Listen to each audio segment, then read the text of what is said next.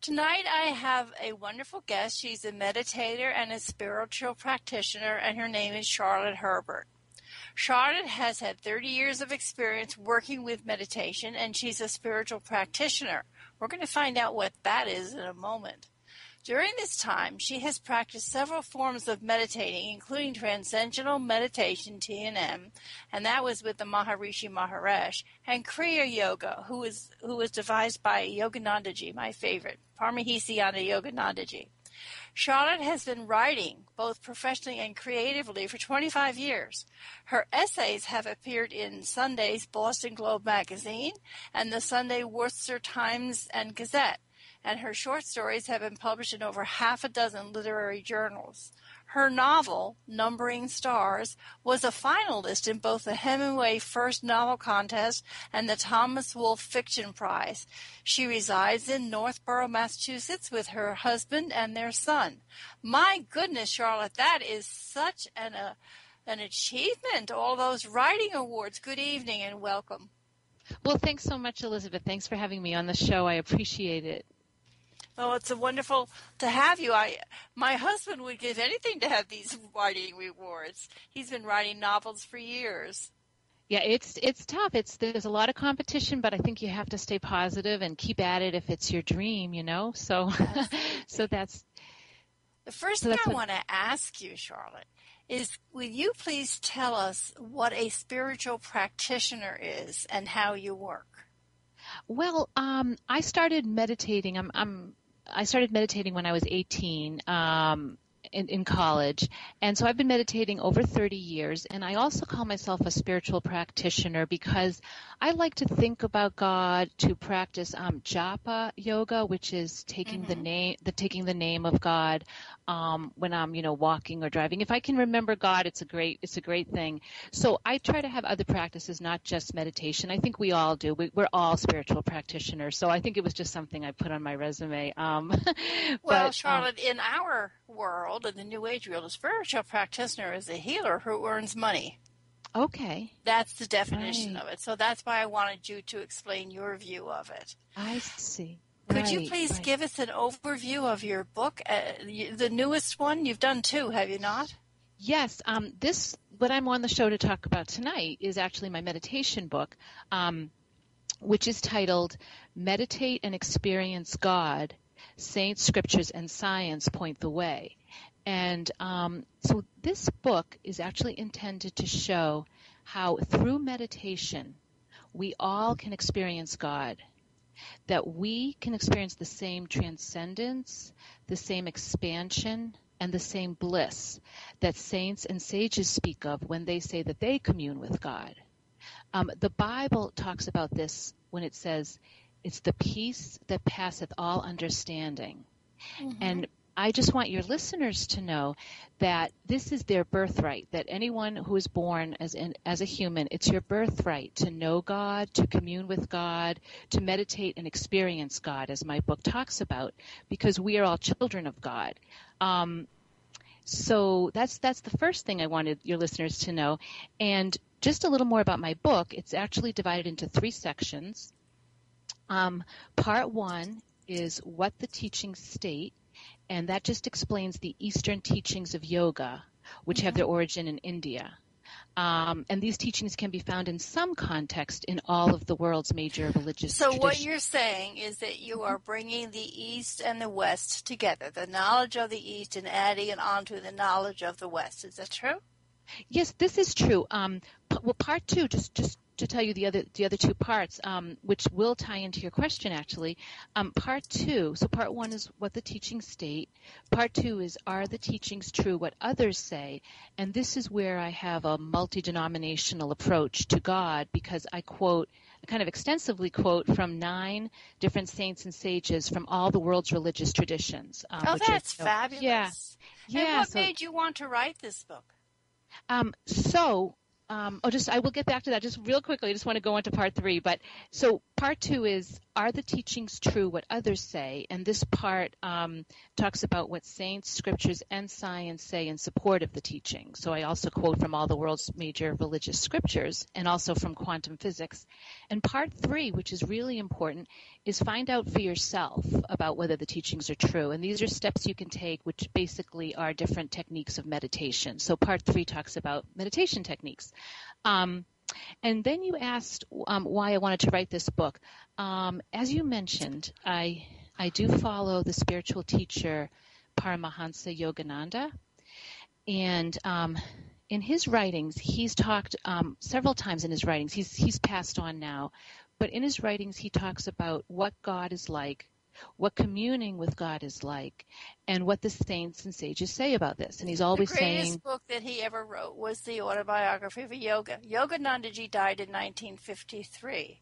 He was a great teacher. He came here around the 1930s, and he was honored at the United Nations, and he also really did join the East and the West. He built the shrine, the lake shrine out in Los Angeles, California, and he is well revered, and his work, luckily, has been very much recorded. Right, absolutely, Elizabeth. That's absolutely true. So, and I've been following him for about 13 years, but he keeps talking about, in his writings, because we do have his writings, as you said, we have his recordings and his writings. He talks about, we have the testimony of the saints to tell us what to do and to tell us what communing with God is like. So I just wanted to know what that testimony was. I believed him 100%, but I'm like, where is that testimony? What is it? So I did some research, and I found this testimony from the saints, and I put it together in a book. So that's what started me on this journey. So why is meditation such an important tool for communing with God? Most people, especially in the Catholic Church, are taught to pray, and they're taught to pray to different saints to help them. That's almost like calling on the angels. So why do you feel that we're going to go beyond that and commune with God when we meditate? I think prayer is also wonderful. So I don't want to, obviously I don't want to disparage anyone who prays. I pray, and I think prayer is wonderful, and it's certainly, I think, one of the tools we should be using, or if we're so inclined. I'm not going to say should, but if we're so inclined. But meditation, what it does is it allows us to cut off our attention from the external world and turn it within, which is where our souls reside. And we can turn it toward our souls, which is actually God inside of us. So in normal waking reality, we have all these thoughts, we have all these sense perceptions, and these things prevent us from knowing who we truly are and from knowing that we truly are souls, and which are pieces of God. So the more we quiet the mind and the senses, the more easily we can perceive God. I'd like to say it a little differently. Yes, sure. Prayer is when you're praying for peace, when you're praying for someone's health, when you're praying for your health, when you're praying for your children, when you're praying for your parents, maybe even praying to meet your bills or to have a new job. Meditation is when you go silent and you don't think of anything. You're not working on anyone or anything. You're going into the energies and allowing your body to be cleared of your blocks and to grow in the light wider so that you can come back with more divine knowledge to continue on. I like that. I like the way you put it. That's very good. Very good. And just to go on and say one more thing. One of the analogies Yogananda and I think some other saints talk about why, again, meditation is such a good tool is just assume you had a cup of water with dirt stirred up within it. They say that the moon would not reflect very well on this water because the dirt is stirred up. But when the dirt settles to the bottom, which is like our thoughts settling down, then you can see the reflection of the moon perfectly. And the moon might be thought of as our souls. So just like you said, you want your thoughts to settle down. You ideally don't want to be having thoughts when you're meditating, ideally. So, right. Well, the other thing is that the mud is called the Maya. And the lotus blossom is the lotus blossom coming out of the mud and reaching up towards the light or towards the divine.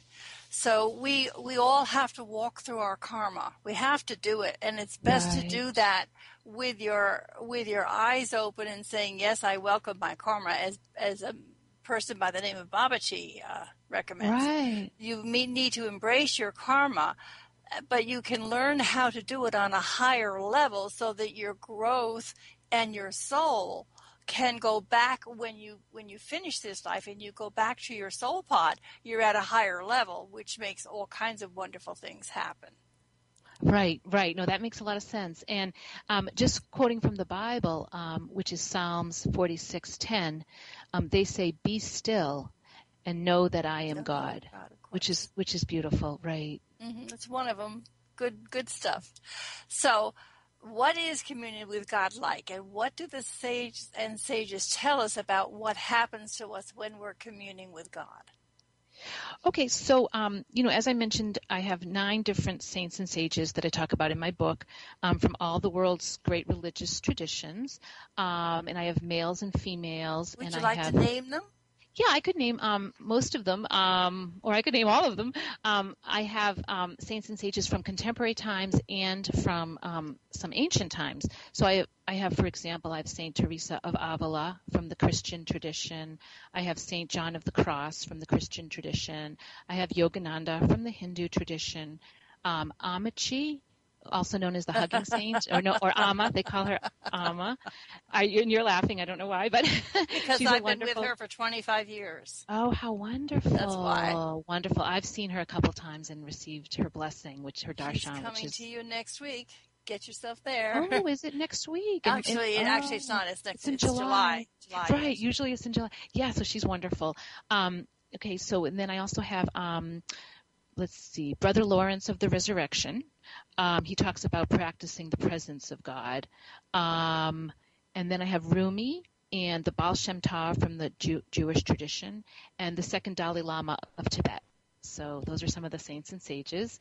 And what they talk about, and I've experienced it too, and as I said, I've experienced it to some degree, not to the degree the saints have experienced it. But, as I mentioned, and I know, as you know, Elizabeth, it's everyone's birthright, so we all can experience this, not just the saints and sages. And what they talk about is they talk about becoming silent and feeling this feeling of bliss, of transcendence, of an idea that there is something bigger than their little selves. And do you know how that is done physically, Charlotte? Because I can explain it if you'd like me to. Well, I just want to tell a couple more things I think are important. Also of having this feeling, and this is something I notice myself a lot, a feeling of you have no desire for anything and you don't have any avoidance toward anything else. So you have this complete sense of well-being and of contentment, and you have a sense of a knowing. So how it's done, why don't you take it away, and then I can certainly add on if you'd like. Well, when you meditate, and this can take years, in matter of fact, it can take lifetimes before your Kundalini becomes fully awakened. But the idea is the Shakti comes in the center of the head and goes down the chakras, and the Kundalini starts to move from the root chakra up when it feels that electrical energy. And both of them meet at the heart, and then you go into something called nirvana. This is changing now with the new spiritual chakras, but this is how it's been for thousands of years. And the nirvana is an electrical charge that happens when the Shakti or the Chi energy meets the Kundalini, goes all through your body, and sometimes you can feel very tingly, or you can feel like there's ants crawling over you as the nerve endings open. Once they're open, they're open. And they open almost like a fiber optic. Picture that with all the light going around. And then you start to gain wisdom and knowledge. You start to understand people more. You start to feel compassion. And you learn that you're the little ant crawling on the planet, and life isn't all about you. It's about making the world and universe and beyond that a place of peace and love and harmony. That's beautiful. That's very nice. I like that. Very well said. Yeah, and I just wanted to also talk about why communing with God is so important. One of the things that they say is that if you go back to the teachings of yoga, which are the teachings of the East, and yoga is just a Sanskrit word that means union, they say that it's only through God, so only through communing with God and eventually going back and reuniting with God, that we're going to find the happiness we're truly seeking, and that this material world is not going to do it for us. And the reason this is because our souls are made in the image of God. And all world religions will pretty much tell you the same thing. While the world is not made in this image, the world is full of duality, as people know. It's full of goodness and evil, light and dark, etc. And everything in the world changes and dies. And so because everything is temporary, we're never going to find the lasting happiness that we're looking for from the world. We're only going to find it through God. And they basically say from the teachings of the East that God is this ever-conscious, ever-new bliss, which is also what our souls are. And so one of the questions... Well, of course, the newest thing, of course, on December 22nd, the wonderful energy of the fifth dimension has come on the planet. That's what December 21st was about. We now have the most powerful energy that we've ever had since the Earth was formed on the planet and available to everybody. And I know that you have a lot more to say, but I'd like to hear William tell us about how God is everywhere. Oh, great. Let's do it. William Vitale is singing the most wonderful song, You Are Everywhere. And I watched him write that song in Kipalui, Hawaii, as he woke up one morning singing it right from his heart. And he was jumping through the 7 pools right down, one to the next, singing that song. It was quite a memory. What did you think? Oh, very Charlotte? Nice. Very nice. Great. So why don't you tell us some of the techniques, some of the tips that we use to communing with God? What are the techniques that these sages tell us to do? Okay, well, that's actually 2 different questions. So I'm just going to address, to start with, some tips that the saints and sages give on how best to meditate and how best to achieve this communion or this union with God. One of the things they talk about is that we really need to concentrate. So concentration is key, and we need to shut out of our consciousness all sounds and other earthly distractions. And most people that are doing that find that so difficult. It is hard. It's so hard.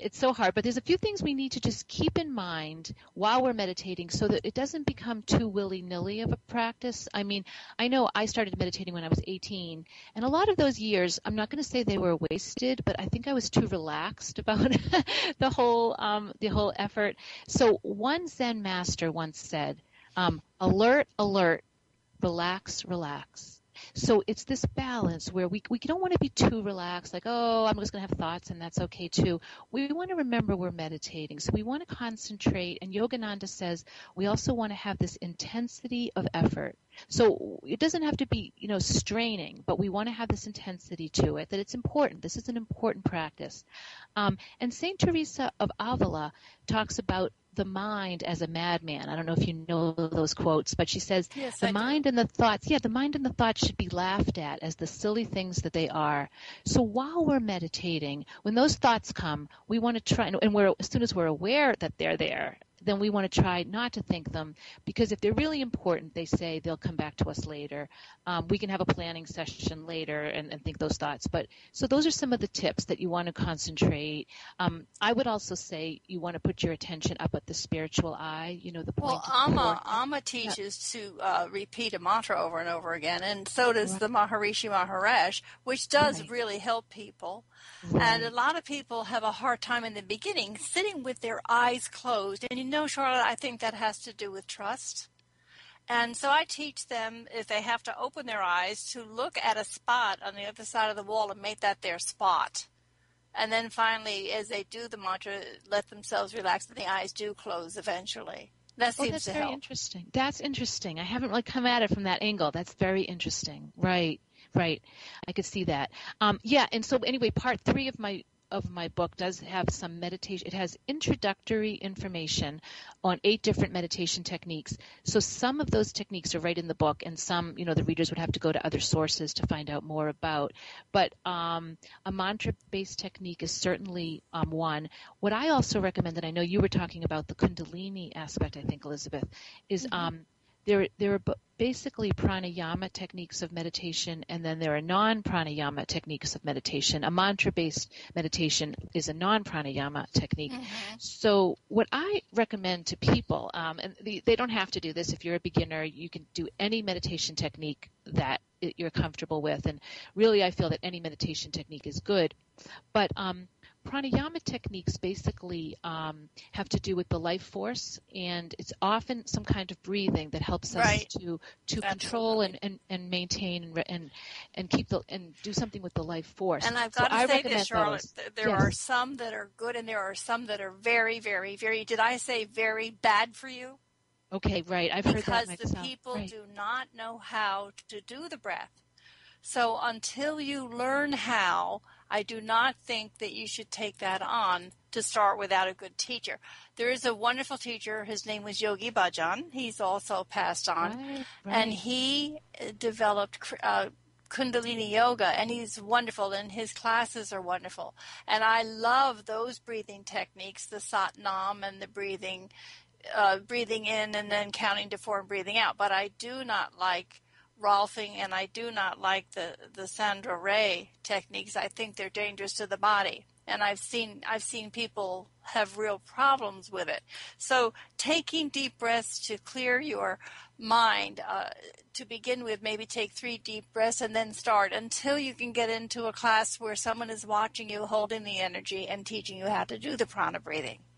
Right. I think you make an excellent point. You really do need a good teacher. I've heard there can be a lot of dangers with pranayama, but just the technique I follow is Yogananda's technique. It's called Kriya Yoga, and you do need to be initiated into this technique. Not everyone can start, but it's certainly something for your listeners to look into, because he is a wonderful teacher, and his teachings have maintained here. Oh, absolutely, Charlotte. And the way that you develop Kriya Yoga is you take the classes. They're $40 a year, and you can write SRF, Self-Realization Fellowship, in Modesto, California, and send for the classes. And they come every other week, and you work with those meditations for 2 years, and after that, then you can be initiated into Right. Except it's actually 1 year now. I don't know if it was once 2 years, but it's 1 year now. It makes 2 years. Yeah, okay. Makes it a little better. Makes it a little easier. And there's also an SRF website. I don't have it off the top of my head, but if people just Google SRF or Self-Realization Fellowship, they can certainly find out how to apply for the lessons. As you said, they're called the lessons. Absolutely. But just to give you a quote, I think this is beautiful. An Indian sage once said, and this is again going back to pranayama and why it is powerful. So it is more powerful than other techniques if you, as you said, get a good technique and a good teacher. He said, the ancient yogis discovered that the secret of cosmic consciousness is linked with breath mastery. The life force, which is ordinarily absorbed in maintaining heart action, must be freed for higher activities by a method of calming and stilling the ceaseless demands of the breath. So once we can do that, which isn't always that easy, we can experience God more easily. I believe that you can do it in 30 days if you work with your chakras. I think that you can get to quietness in about 30 days as long as you're working your chakras first on getting them to be spinning. And, of course, there's techniques to do that. I have a wonderful chakra tape that you can meditate to. Charlotte, do you recommend that people play background bhajans or music as they're meditating?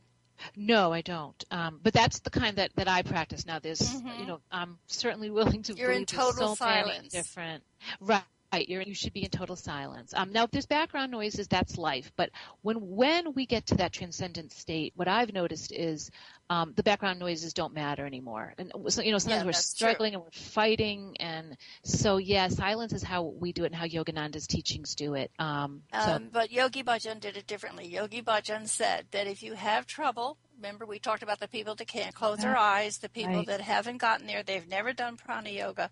There is a wonderful, wonderful music. It's called Ardas, Ardas, and it's in the Crimson series. And if you play Ardas very, very low, not to distract you, but just for a comfort, just like you're putting a blanket around you, you will be able to go into states a lot faster, a lot quicker, and a lot more relaxed. Actually, Ardas is wonderful. You can use it if your child is having trouble studying. If you play Ardas low in the background, he'll retain the information much better. And Ardas means prayer beyond prayer. It's absolutely beautiful. That is lovely. I like that. Prayer beyond prayer. Beautiful. So could you share some of the modern findings of quantum physics and parallel what the teachings of the East tell us along with the quantum physics? Yes, I certainly could. And I don't know if we're taking a break in 2 minutes, but I could start. And then are we taking a break in 2 minutes? Yes. Okay. Don't worry about that. I don't know if I can do it in 2 minutes. So I'll start, and then we can keep going maybe after the break a little bit more about it. Does that sound like a plan? Just begin. Sure. So quantum physics is very interesting because when you look at okay, so with quantum physics, you have to take everything you know about the gross material world and Newtonian physics, which was first discovered by Newton, and you have to take that and basically throw it out the window, because Newtonian physics works very, very well for this material world we see around us. It predicts what's going to happen, cause and effect. But quantum physics stymies people. It stymies the physicists. It stymies everyone who ever comes in contact with it because of the paradoxes. And yet it is true. It does work. It's been proven, but it's on the quantum level. So it's not anything like Newtonian physics. But one of the things it does do, and this is very important, is it very closely maps to the Eastern esoteric model of thinking, which is what the ancient rishis and yogis talk about thousands of years ago, what the model of reality is like. So quantum physics is actually kind of proving what the rishis have said now for thousands of years. I'll keep going. One of the things my book talks about is one aspect of quantum physics is called entanglement. And entanglement is so interesting because Einstein said that it couldn't be done, and he called it spooky science at a distance, but he was proven wrong. Entanglement states that when an experimenter arranges to have two subatomic particles created at the same time so that they are then entangled or in superposition to each other, and you then send them to opposite ends of the universe, and you then do something to one to change its state. Let's say you set it spinning in a certain direction, and the other one instantaneously does the same thing, or it reacts in the same way. It's the same thoughts as the 100th monkey. Right. Oh, I know a little bit about the 100th monkey, but what's interesting about entanglement is that this happens across. It doesn't happen across space and time because there's no signal that it has to travel across space and time, because that would take time, and this happens instantaneously. Sure, it's a knowing. From one end of the universe to the other. And so what it's basically pointing to is it's pointing to this inseparable wholeness of reality, to what quantum, and I quote several Nobel Prize winning quantum physicists, because as maybe you know, Elizabeth, I bet you do know this, scientists fall on both sides of the equation. Some really don't believe in God and are fairly atheistic, and some are very spiritual, and the ones I quote just happen to be very spiritual. There's a difference between sending energy, sending thought, and a knowing. A knowing is physical. A knowing is all-encompassing. I'm an identical twin, so I know what I'm talking about. I have somebody else walking around with my exact pattern.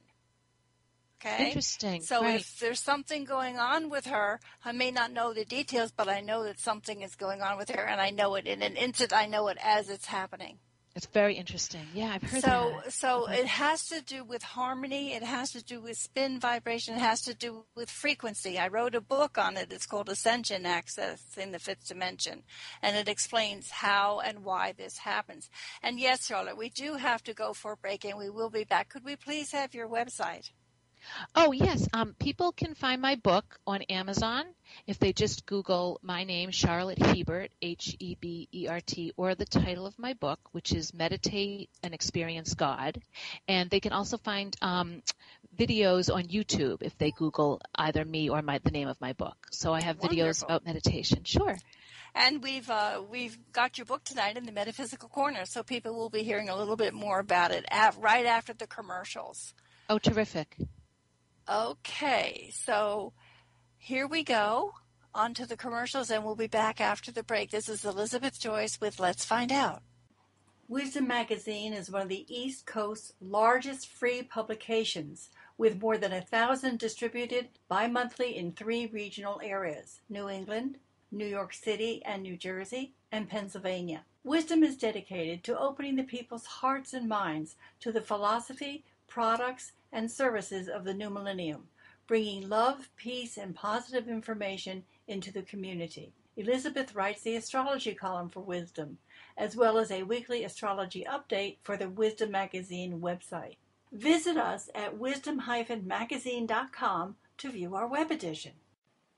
The X Zone is a late-night internationally syndicated radio, television, satellite, and internet talk show which deals with a variety of subjects, but usually ones that relate to the world of the paranormal, metaphysics, and the science of parapsychology. It was created by the Canadian broadcaster Rob McConnell and first aired in 1993. The X Zone airs 5 nights a week, Monday through Friday, from 10 p.m. to 2 a.m. Eastern Time, and is distributed internationally by the X Zone Broadcast Network. It is hosted by the show's creator and executive producer Rob McConnell. The X Zone radio show is located in Hamilton, Ontario, Canada. The X Zone radio and TV show is the only Canadian radio show that is syndicated to a truly international listening and viewing audience via conventional professional broadcasting and satellite means, not only the internet. The X Zone is syndicated on an international basis outside of Canada and has more than 400,000 listeners as an international audience. Listen for Elizabeth Joyce and Rob McConnell on the X Zone at www.xzoneradiotv.com. Is it a headache or someone wishing you ill? Is a sudden change in behavior due to drugs or the influence of evil? Do you find it hard to pray, to reach out to God? Psychic attack is more common than one might think, and is a malady that can be overcome by specific metaphysical and spiritual treatment. Elizabeth Joyce clearly explains what the symptoms of psychic attack are, where it comes from, how you can overcome the attack, and what simple exercises and meditations you can do to protect yourself from future attacks. She compares psychic attacks from days gone by with their modern counterparts and illustrates with anecdotes and examples. Is there any such thing as a ghost, and can they harm you? Can other people's negative and destructive thoughts harm you? If so, you can take steps to protect yourself from these energies. Although you would seek and find help with any physical emergency, this book, Psychic Attack, Are You a Victim? By Elizabeth Joyce, can be helpful by your learning good spiritual practices for clearing away negative energies and keeping up with the housework of the soul. Then,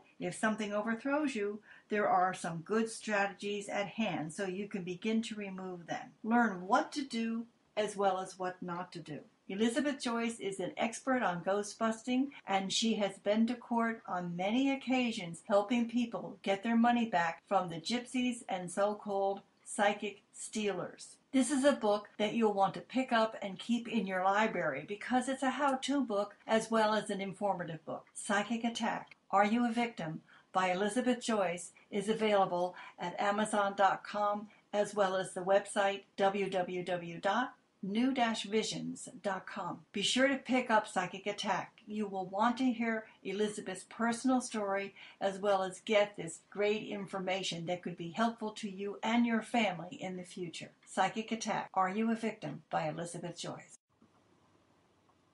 Elizabeth Joyce of Let's Find Out on bbsradio.com is making 3 books available to us.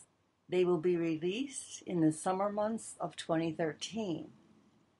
This 3-book series, Opening to Your Intuition and Psychic Sensitivity, Developing Your Sixth Sense, Book 1, 2, and 3, are the culmination of 30 years of her teaching. Elizabeth has been blessed to open up her inner self of intuition and inner guidance, which has been an invaluable and priceless gift. She had many earthly teachers guiding her along the way, beginning with Grammy Hemphill, Meg Stetner, Indira Ivy, Louise Hay, Dr. Frank Alper, Dr. Deepak Chopra, Mark Tremblay from Quebec, Canada, Dr. Joseph Shore, and most of all, the living saint Amachi, known as the Hugging Saint. Her inner angels and guides have also been lively and active in sharing a part of her incarnation as well. These lessons in the 3 books have been from many years of experience and rewards greater than anyone can put into words. It was Meg Stetner who asked her to begin to teach this work to others, Meg knew the importance of the truth that came from so many people with similar experiences. Elizabeth has continually been fascinated by those who told their truth and stated that their lives were transformed through a catalyst of blending with intelligence beyond this planet Earth.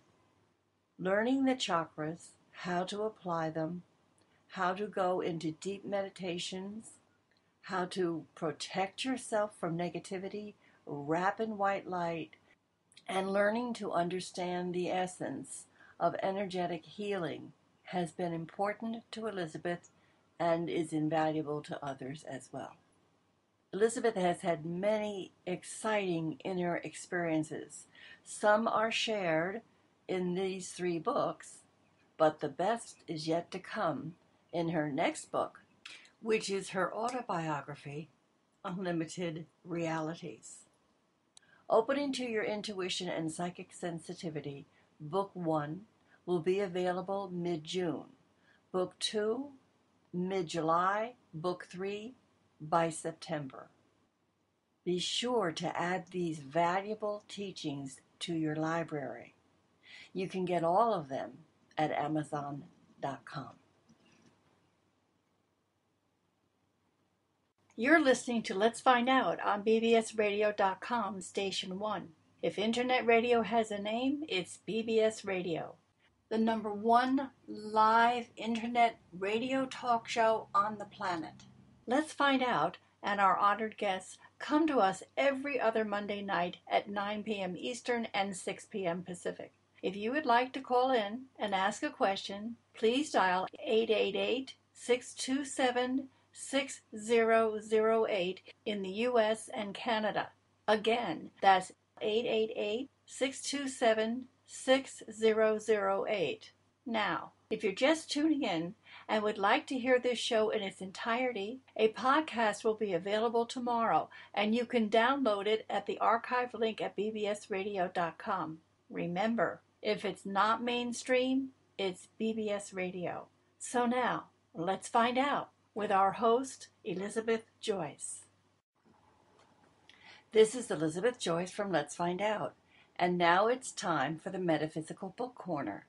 Tonight we are viewing the book Meditate and Experience God. Saints, Scriptures, and Science Point the Way by Charlotte Herbert. Have you ever wondered why we long to be happy? And not only that, but why we long for happiness that lasts? For a continual happiness. One that doesn't change with the changes of the world, yet we do. Could there be a reason for this? Could it be that the intelligence behind the universe has chosen to give us this longing intentionally? For a reason? The answer is yes. The truth is that we long for happiness that lasts because that is our birthright. Our souls, which are made in the image of God, know that such happiness is ours and long to claim it again. Yet, we continually go about looking for it in the wrong place. We seek our happiness from the world. But the world, which is changing and transitory, unlike our souls, can never, ever provide it for us. Only God can. Only union with God can. Meditate and experience the energies of the God Source. Saints, Scriptures, and Science point the way, not only to show you how you can experience God through meditation, but to obtain happiness that you are seeking, and supports this notion by providing quotes and passages from the saints and Scriptures and all of the world's great religious traditions: Christianity, Judaism, Hinduism, Buddhism, Islamic, and other religions. It may also refer to the latest in quantum physics to support its premise that we are all longing for something. It encourages you to test the teachings for yourself by providing introductory information on the 8 different meditation techniques. There's no longer any reason why you yourself can't meditate and experience the God within. It is what you are here to do. The book is Meditate and Experience God. Saints, Scriptures, and Science Point the Way by Charlotte Herbert. Go out and pick it up. It's called think it will enhance neuroelasticity, your life. and the brain structure can actually change That's wonderful. I'm sure you can find a lot of that kind of information on the internet. What are some of the benefits of meditation for society? Societal problems such as recidivism rates, crime reduction, violence reduction, alcohol and substance abuse reduction, these have all been documented and scientifically studied. So there is a real benefit for not just the individual, but also for society. And regarding the individual, in addition to some of the changes that go on in the brain, there's a lot of health benefits that people do know about. I'm sure that's been talked about many, many times, but they have documented improvements in the areas of heart disease, high blood pressure, stroke, tension headaches, improved immune system response, and much more. Yes, especially the immune system. It really can strengthen the immune system to meditate. And we know that we encourage cancer patients as well as others to meditate. And also mothers that are having any kind of stress while they're carrying their child, meditation helps there too. Right. And it also can help with improved concentration and control of thoughts. So if someone has OCD, for example, or has cycling thoughts, or finds it hard to concentrate, meditation can help with all of these things. So what information regarding techniques do you discuss, and what tips can you share with us regarding meditation? Well, in my book, I present, as I mentioned, introductory information on 8 different meditation techniques that your listeners can try for themselves. And these include Herbert Benson's The Relaxation Response, Insight or Mindfulness Meditation, a mantra-based meditation, TM, Transcendental Meditation, Christian Centering Prayer, some Kundalini yoga techniques, and others. Kriya Yoga is discussed, although, the technique isn't given, but that's also discussed. So some of the meditation techniques, as we talked about, are pranayama techniques, which I personally think are more powerful, but you made an excellent point. You do need a qualified teacher. You don't want to get into dangerous territory. So some techniques might work more strongly and quickly, but any meditation technique is wonderful. And I would just really encourage your listeners to take the scientific method approach with all of this. So the scientific method just says, take something and test it for yourself. So Absolutely. Take the testimony of the saints and sages. We have it now. I've got 100 pages in my book, 9 saints and sages, all of the world's great religious traditions. So there's something for everybody. I don't care if you want, Christianity or Buddhism, whatever you want, is there. And see what they say. See what they say about how to go about it, and try it for yourself and see what you experience. Well, when I first learned about all these different techniques, I wanted to go around the world into every town and see how they did it. I was so curious.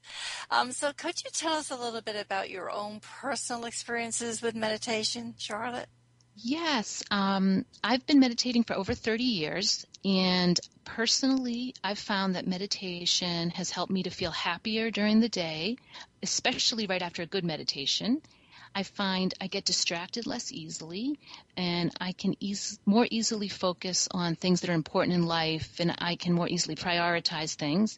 And also, when something serious or major happens, it feels less devastating to me than it used to. I definitely still experience pain and attachment and all kinds of problems, but my moods are more even. So the pain isn't as devastating. The things, I try to take a little bit more of a step back and have a perspective on things.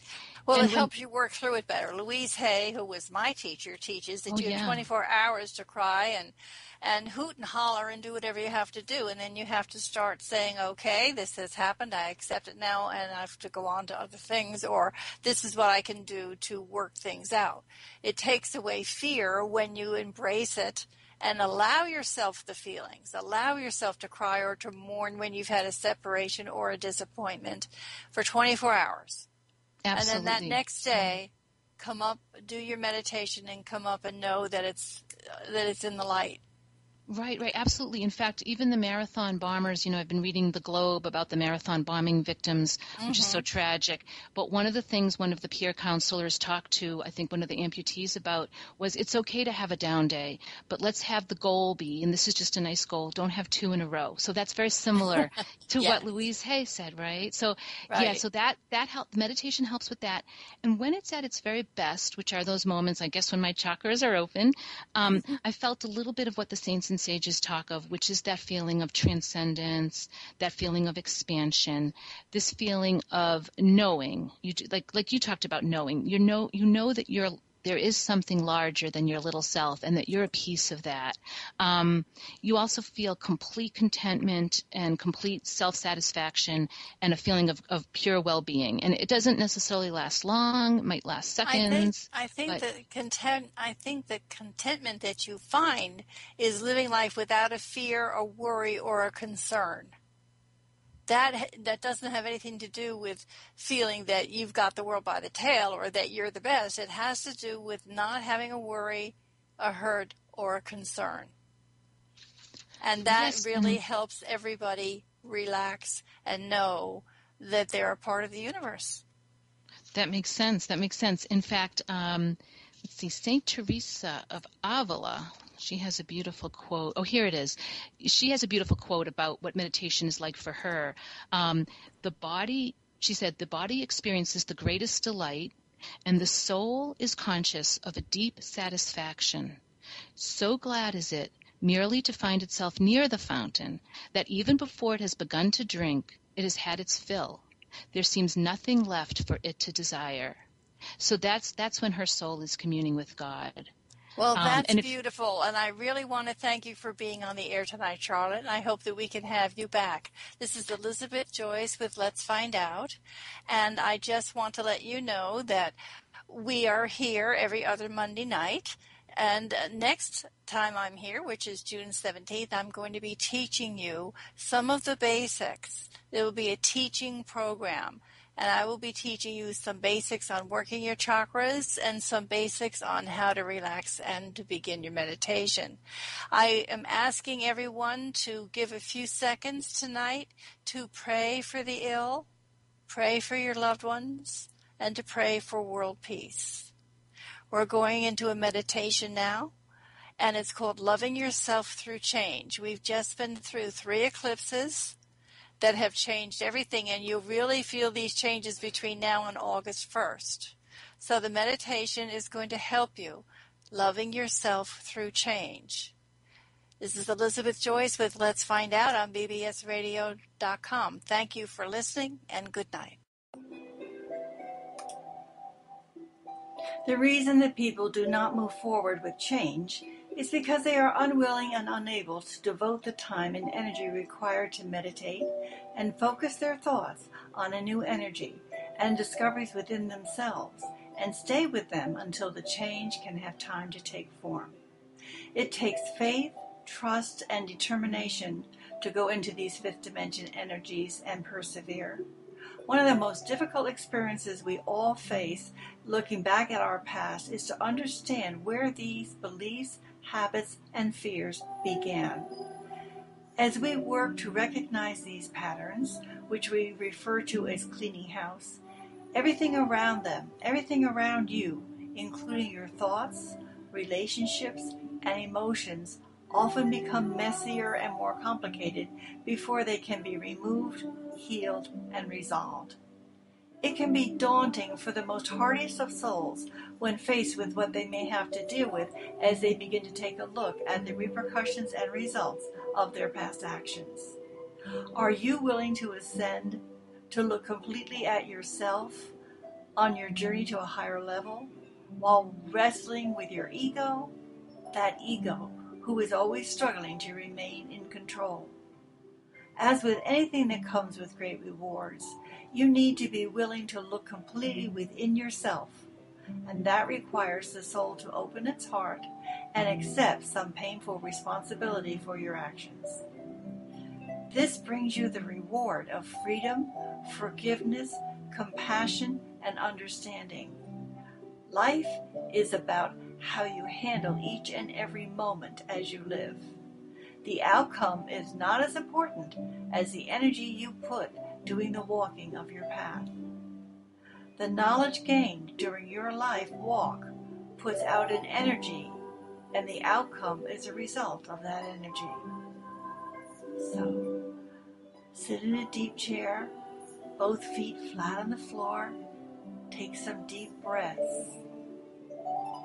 Open up the ground chakra and feel the light coming into your body and down your spine. Take a deep breath. Release the breath. Take a deep breath.